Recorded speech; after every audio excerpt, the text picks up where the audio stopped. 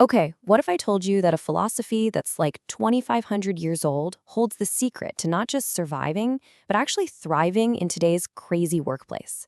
I know it sounds a little out there, but this ancient way of thinking offers a totally different path from our modern burnout culture. So let's dive in and see how this ancient wisdom can completely reshape how we work. Does this feel familiar? You know that feeling at work where you're constantly swimming against the current? You're paddling as hard as you can, putting in all this effort just to stay in the same spot. It is absolutely exhausting, and I think it's a feeling we all know way too well. And look, if you feel that way, you are so not alone. I saw this quote on Reddit that it just hits the nail on the head. It's that stress that comes from all the tiny little things that just keeps piling up until you're totally overwhelmed. So let's actually give this a name. Let's call it the upstream struggle. It's this whole mindset that's kind of baked into our work culture, you know? The one that tells us to hustle and grind all the time. But it comes with some serious hidden costs to our well-being and, funnily enough, to how effective we actually are. I mean, when you break it down, this list feels universal, doesn't it? We're pushed to be perfectionists, to make productivity our number one goal, and to feel guilty if we ever say no. So we end up working in our precious free time, often for bosses who just add more and more pressure. It is the perfect recipe for complete burnout.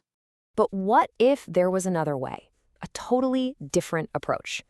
This is where Taoism comes in. And for our purposes here, let's forget about it as a religion. Think of it as a super practical philosophy, a new way of operating that's symbolized by the most powerful yet flexible element on Earth: water.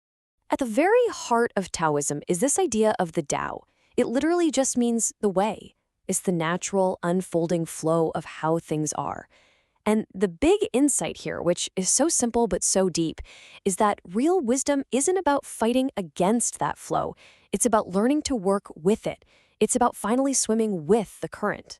And that brings us to this really important idea called wu wei. Now, a lot of people get this wrong. They think it means doing nothing. But what it really means is so much cooler. It's not about being passive or lazy. It's about effortless action. It's about finding that sweet spot of intelligent leverage, where the smallest, smartest move creates the biggest result.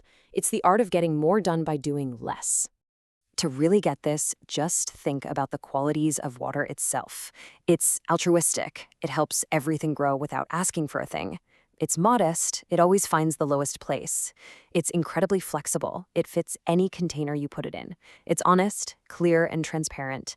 And never, ever forget its perseverance. Soft water over time can wear down the hardest rock.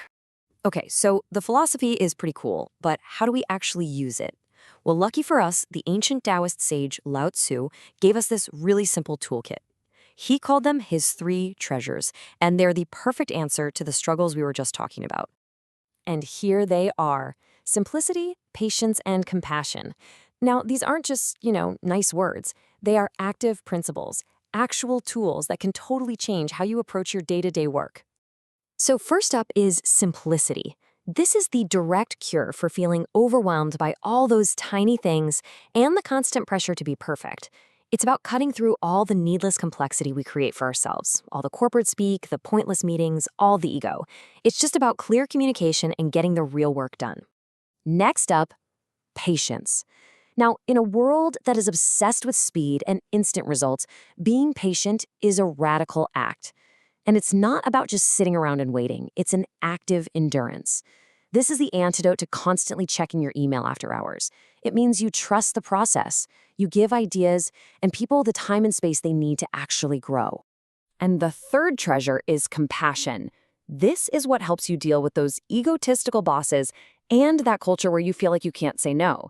It's about remembering that people aren't just cogs in a machine.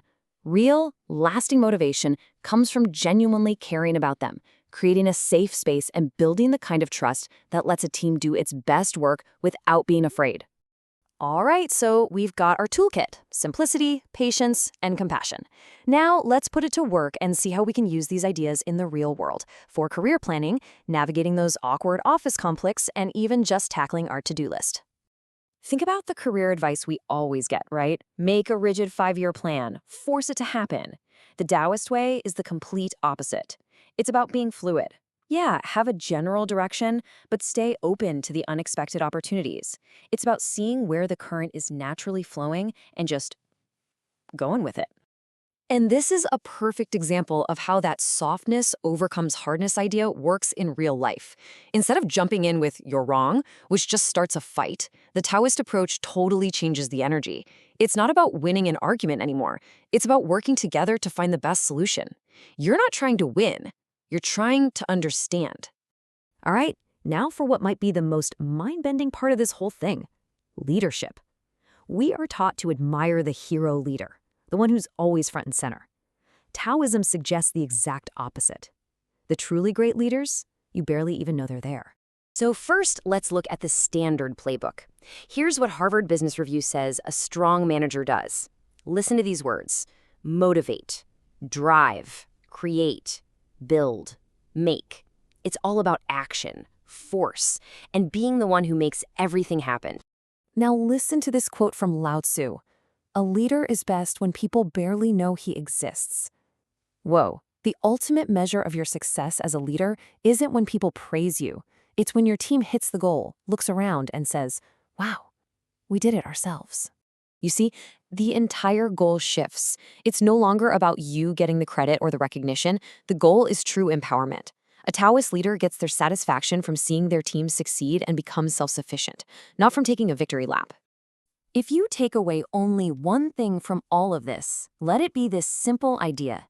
It's a fundamental shift in how you see things.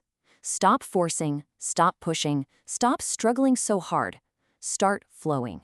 So I'll just leave you with this one question to think about. When you go to work tomorrow, where are you fighting the hardest? Where are you swimming against the current? And what do you think might happen if you just decided to let go a little bit and flow?